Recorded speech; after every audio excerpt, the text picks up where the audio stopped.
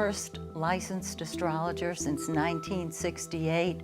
Welcome to Astrology 101. You know, everybody loves to hear about astrology and everybody loves to hear about themselves.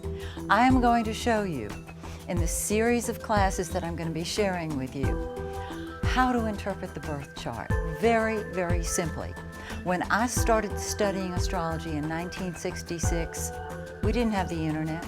We didn't have computers. We used to cast the horoscope by hand, and it took hours to interpret it. And I thought at the time, there has to be an easier way because I'm about simplifying things. And sure enough, I found an easier way. So the information that I'm going to be sharing with you is found in my #1 best-selling book on Amazon. Now that I've cast it, what do I do with it? Some of you may already have a copy.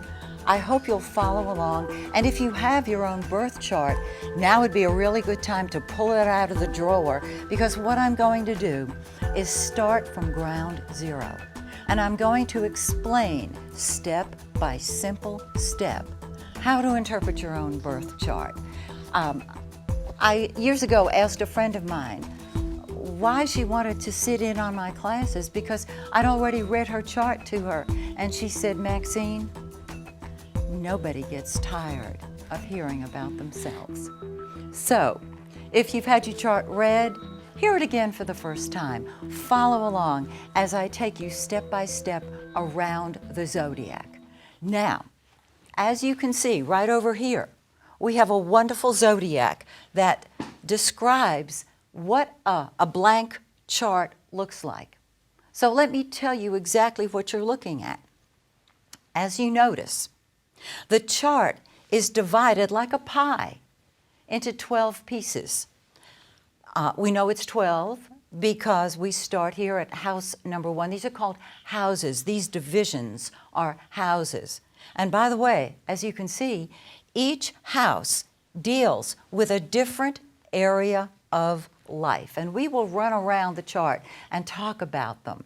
So we have 12 houses, and here they are numbered very simply counterclockwise. And so in your own personal chart, you have 12 houses. Now, we have 10 planets, 2 nodes, and 12 houses. This means that when we actually look at the chart, some of those houses are going to be empty.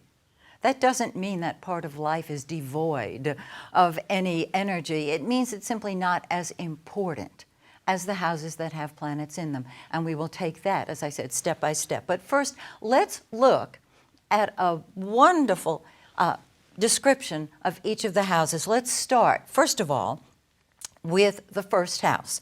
This is the most personal point in the chart. This is the house that describes your physical appearance, your personality. It describes you more than your sun sign, in fact.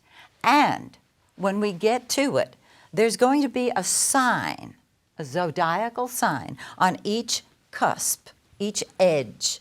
The sign that is right here, if this were a clock dial, this would be 9 o'clock. The sign that lands here is called your rising sign, and that rising sign describes you more powerfully even than your sun sign. So you can see the importance of the first house. Very often there are no planets in the first house. If you've got your birth chart in front of you right now and you have an empty first house, you may be saying, does this mean I have no personality? No, not at all. What it means is this is not the lifetime in which you chose to be assertive and to take charge and to put yourself first. There's nothing wrong with doing that. There's no judgment in astrology. It simply is. And so here we have the first house. It describes you more personally than any other house. Let's move on to the second house. And this is the one everybody wants me to look at when I do their horoscopes. This is the house of money and possessions. And people can be our possessions. Chairs, tables, cash, money. Very, very important. But these possessions determine our value structure. And so, if you have nothing in your second house, don't worry. It doesn't mean you're going to be living in a box under a bridge. What it means is that money per se is not part of your focus, because when we get to it, you'll see that the horoscope is a snapshot of you taken of the heavens at your exact moment of birth. And many of you know that in order to do your own chart, I have to have your exact minute of birth, the month, day, and year, and the city where you were born. Some of you already knew that. Okay, so we're going to get to that snapshot. The third house, very, very important. This is the house that deals with communication. It's our mouth and our mind. It's what we think about, how we communicate. It deals with short trips. And if you have any planets in your third house, you know you get bored easily and you want to take short trips, and you're a talker. And if you are not programmed to express your ideas, you're certainly thinking them. The fourth house, very, very important. This fourth house is the foundation of your life. It deals with home and family. It deals with emotional security needs. And it deals with the nurturing parent, which traditionally is mother. Although nowadays, there are a lot of men who stay home while their wives go to work. So we are not sure whether it's mother or father until we actually look at the person's chart. So if you have planets in your fourth house and you've been wondering, is this my mother or my father? If I sit down with you and interpret your chart, I should be able to help you determine that, okay? So this is very, very important. People with fourth house planets love to touch base with family members. They love to touch base at home. If they go out to dinner, they will stop at home first. I used to ask a friend of mine, why do you have to go home before we go out to dinner? Are you afraid the house won't be standing? I thought I was being funny. He was taking it seriously. Okay. Fifth house, the house of fun and games. And this is all kind of fun and games. Yes, let your imagination go wild. Do you like sports? Do you love to play a musical instrument? Do you just love to sit in front of the TV with a bowl of popcorn and the remote? That's fun. Fun and games. Now, the fifth house also deals with children. So if you have children, they're going to show up in this fifth house. Very often our pets are our children. And I read them in the fifth house if that particular person has a pet that is like a child to them. The sixth house, very important house. This house deals with your work, your health, and your service, whatever service you provide to the planet. And when we look at this sixth house, if you have any planets in your sixth house, you're a worker. You want to be needed, you want to be busy all the time, and you don't want to just cross those T's and dot those I's. You want to be contributing. You want to feel that you're needed. In fact, if you have planets in your sixth house, if someone says to you, I need you, what they're really saying is, I love you. And I'm going to go over this again so that by the time we are finished with these shows, you're going to be able to interpret not just your own chart, but everybody else's. Okay? Seventh house, very, very important. The seventh house is directly opposite the first. The first house is you. So the seventh house deals with all of your relationships, from business relationships to personal relationships. It deals with the public. It deals with open enemies. It deals with litigation, which is very, very interesting because the seventh house deals with marriage, or at least a legal union. And so the seventh house deals with legal unions.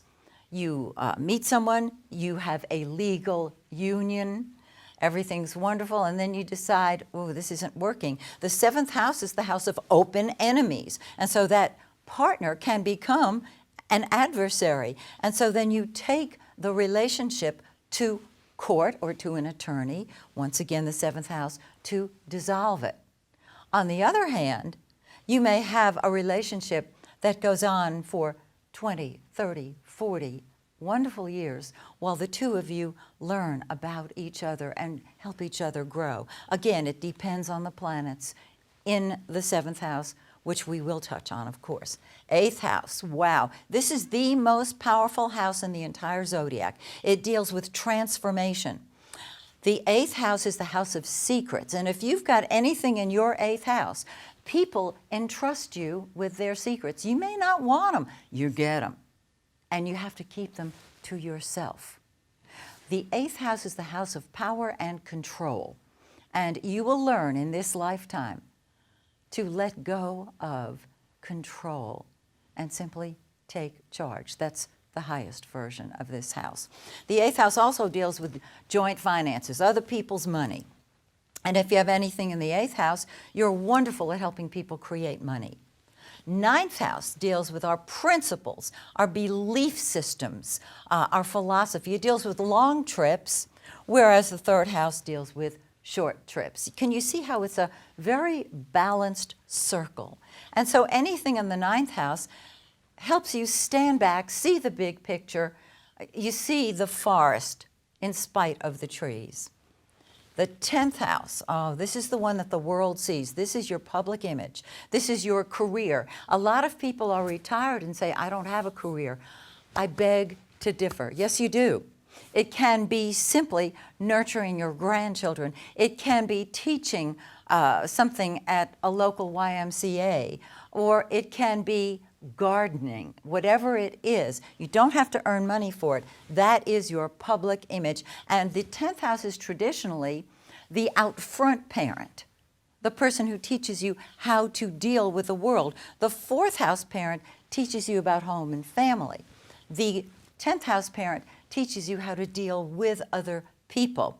Now, it can be your mother. It doesn't have to be the father figure. Again, it's up to you, what you chose to create in this lifetime. It is mirrored and reflected and illustrated in the chart.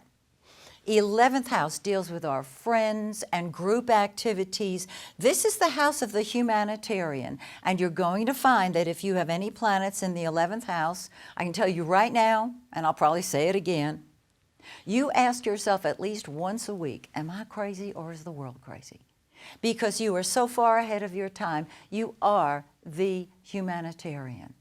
And you see how important it is to create peace and harmony for the whole. Because when you do it for the whole, the individuals within the whole also feel it. Most people don't think that way. And so you have always felt that you were different. You are. I mean that as a compliment. Pat yourself on the back for that one. And the last house is the 12th house, and this deals with behind-the-scenes activities of all kinds. And I know your mind is going round and round on that one. All kinds. When I look at the United States chart or the chart of other countries, very often there's a huge amount of 12th house activities for obvious reasons. They don't share everything. Surprise. They keep it private, behind the scenes, okay? Now, it rules the subconscious, it rules the spirit world, and if you have any planets in your 12th house, you have to have time alone at least once a day just to dream. Are you a dreamer? You can take those dreams and make them reality, because that 12th house is filled with communication with what we call the other side. And so you're a natural mystic. Okay, now that's the blank chart. I want to take you through the planets, and we're going to put each planet one by one in each of the houses. Follow along if you have your birth chart. Hopefully this will be eye-opening and you will hear it again for the first time. We're going to start with the first planet, which is the Sun, obviously, because that is the sign we know. In fact, you know your sun sign. If you were born on a certain day, you know if you're an Aries or a Taurus or a Gemini. But did you know that all of the planets fall in different signs? And they express differently because of that. So you know your sun sign. It's very rare that I find somebody in my talks who doesn't know their sun sign. They know their birthday. If they don't know their birthday, we're in trouble. Okay, so the Sun is the center of our universe, isn't it? I don't know if you can see that yellow. It really is pretty. Wherever the sun is the center of your life. Now, there's an esoteric interpretation as well as a psychological interpretation of each planet. The sun is the ego, and the sun is the creative force. And you might say, that's great. Now, how do we interpret that in the chart? Well, I'm going to tell you. The sun is also Daddy's message to you. So if the sun is in your first house, the center of your, forgetting whatever sign it's in, the center of your life is you, your body, your personality, your appearance. So you're going to say, me first, because the first house of the zodiac is a me first house. And you might say, well, that makes me sound very selfish. Oh, no, it doesn't. I want you at my next party because you're the one who lights up the room. You're able to talk about yourself. You're able to share ideas about yourself, and that breaks the ice for everyone. In other words, as I go through, I tend to be a very positive person. I'm an ordained minister with the Universal Brotherhood, and I see everything as positive, even the so-called bad planets or bad aspects. There's no such animal. It's just energy, and we'll get to that in a little bit. So the center of your life is you, and your father, your daddy's message is put yourself first. This is by his presence or his absence. Either he did put himself first or he didn't. Now, some people say to me, I never met my father. I was adopted. Wonderful.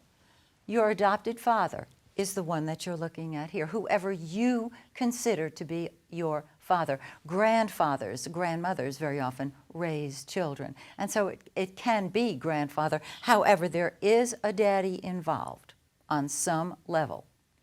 If the father is not present, it is by his absence that he gives the child the message, you're on your own, kid, and you need to put you first. And I say, bravo, go for it. Put yourself first. There is nothing in the chart that you want to squelch. This is your roadmap for this lifetime. Do it. Okay, let's say you have the sun in the second house of money. So the center of your life is money and possessions.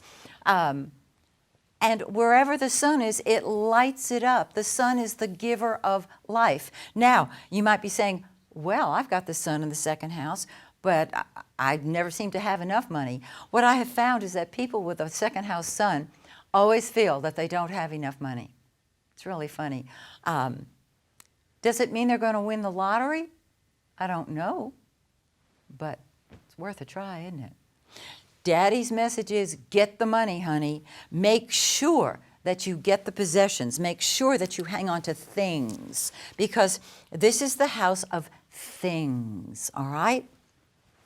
Third house. This is the house of the conscious mind.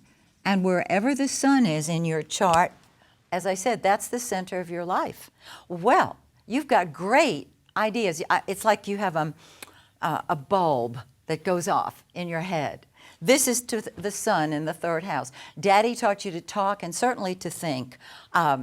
You get bored very, very easily. You've got to be on the move at all times because this is the house of mental curiosity.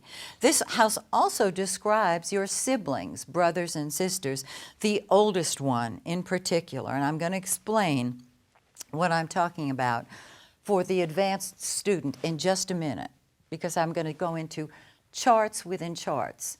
This is not meant to get complex. It's meant to simplify.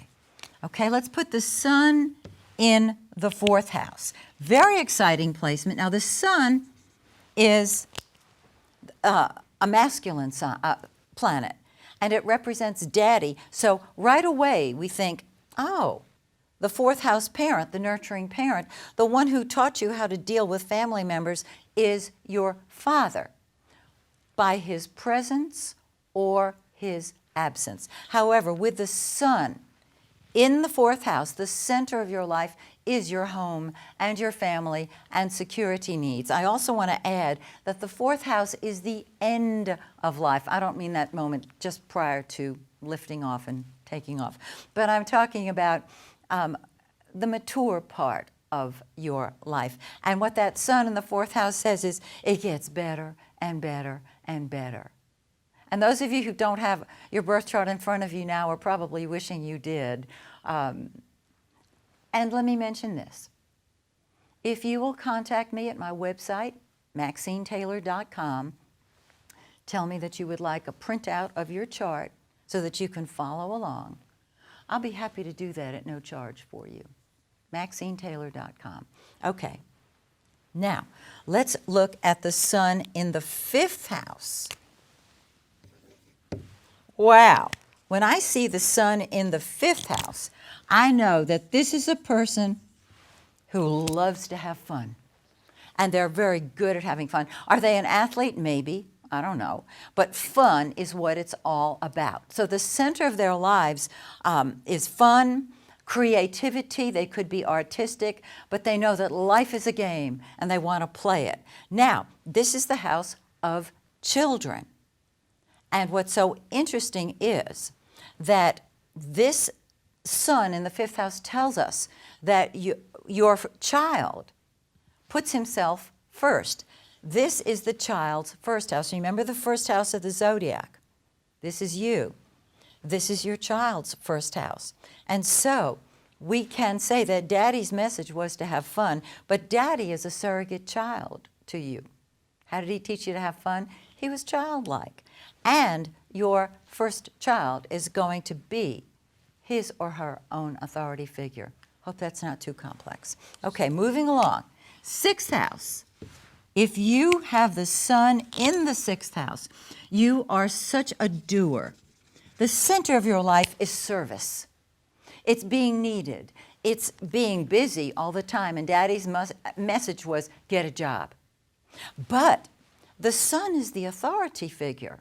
The two luminaries, the sun and the moon, those are our authority figures. And so that sun there says, whatever job you have, you need to be the boss.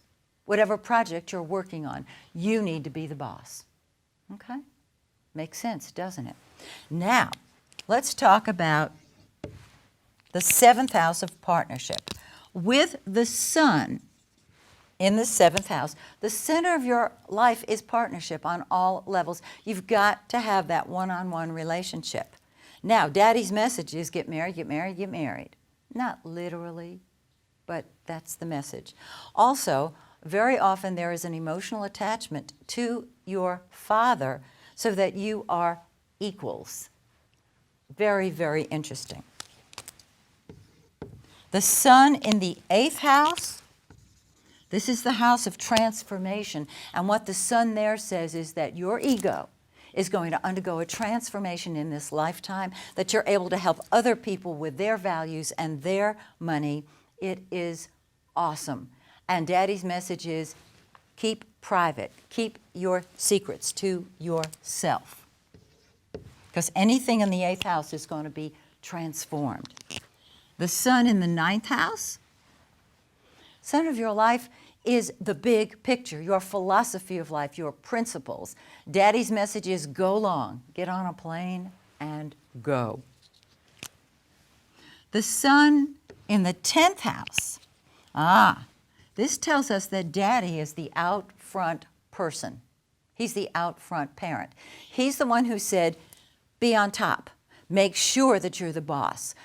However, what you have probably found is that every time you climb up to the top, someone else is there already representing Daddy to you. Isn't that interesting? There's always a little catch-22 on these things. You may have noticed that. Okay, the sun in the 11th house. I love the sun in the 11th. Now, the center of your life then, because remember, that's what the sun is, the center of our lives. Center of your life is friendship, but it's humanity. It's dealing with other people's children. If the 5th house is your children, the 11th house is other people's children. Who are other people's children? Everybody. The entire world is someone else's child. And so this is why you see the good in the whole and use it toward the betterment of the whole. It makes you a humanitarian. Okay. And Daddy's message is be a friend. And there's the sun in the 12th house. So the center of your life is nobody's business. It's private.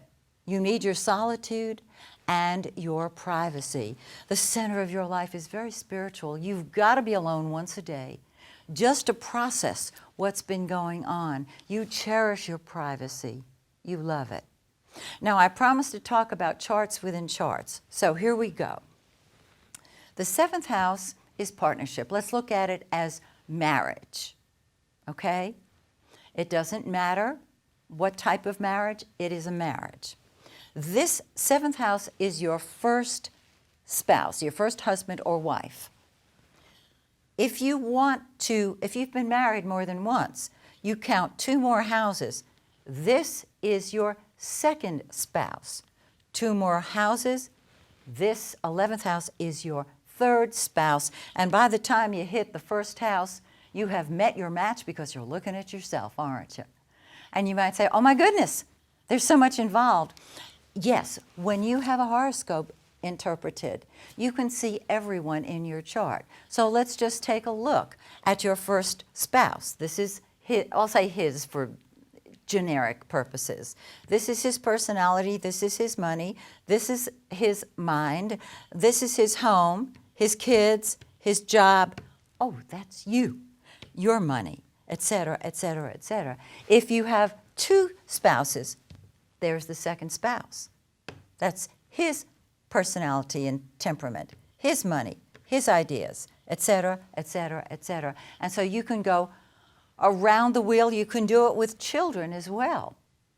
If you have 3 children, here's your first child in the 5th house. The 7th house is your second child. So your second child and your first spouse are teaching you the same exact messages. There's your third child.